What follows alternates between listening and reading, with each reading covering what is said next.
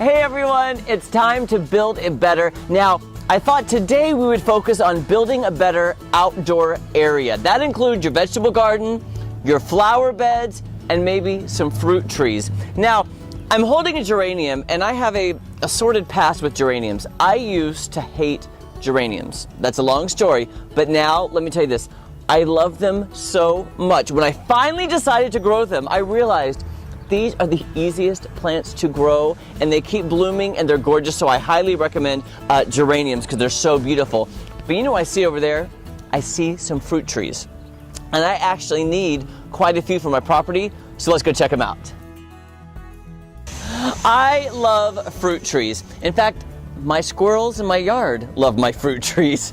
Well, since I moved to my new property, I need a lot of fruit trees to fill it up. So here's what I always do. Make sure to buy your fruit trees in pairs of 3. The reason being is you need that cross-pollination. So they don't have to be the exact same. Like if you're getting 3 plums, they can be different plum trees, or 3 different apples, or 3 different peach trees. You just need those so they cross-pollinate. So for example, take this one. Here's how I plant them. I'd put one right here.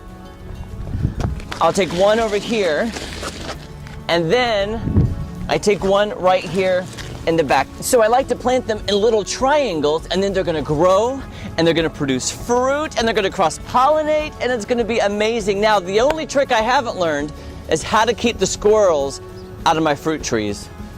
They love it as much as I do.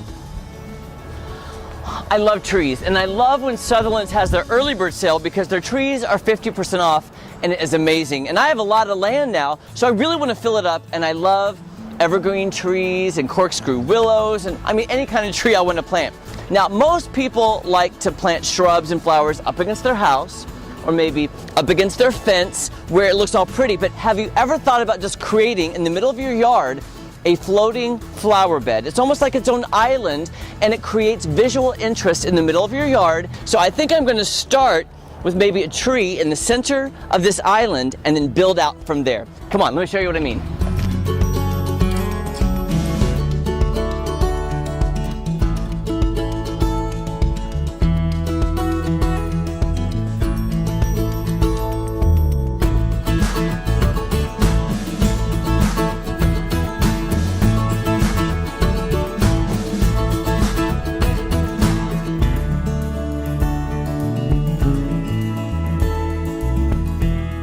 Look how gorgeous this is. Can you picture this as a floating flower bed in your backyard? Starting, of course, with this beautiful weeping Alaskan cedar. It's evergreen, it's beautiful, it's gonna get pretty tall, so I'm putting this kind of in the center, a little off center. You don't have to do everything that's very symmetrical. I like asymmetrical flower gardens. So I love that this tree and I love that the branches are also asymmetrical, and it's gonna grow and be so beautiful. So I'm starting with this, and now we're gonna move on to the shrubs. So I planted this beautiful blue puffball. It's gonna have beautiful blue purplish flowers, and then these 3 red tips right here, because they're gonna kind of grow together and form one giant shrub. It's going to be beautiful. And then on this side, of course, I like things asymmetrical. This beautiful golden barberry, it's gonna get 3 to 4 feet tall, and it's gonna really balance this side, because again, I planted most of the plants on the right side. Again, it's asymmetrical, I love it. And now we're on to the flowers. So you could plant annuals or perennials, depending on what you like.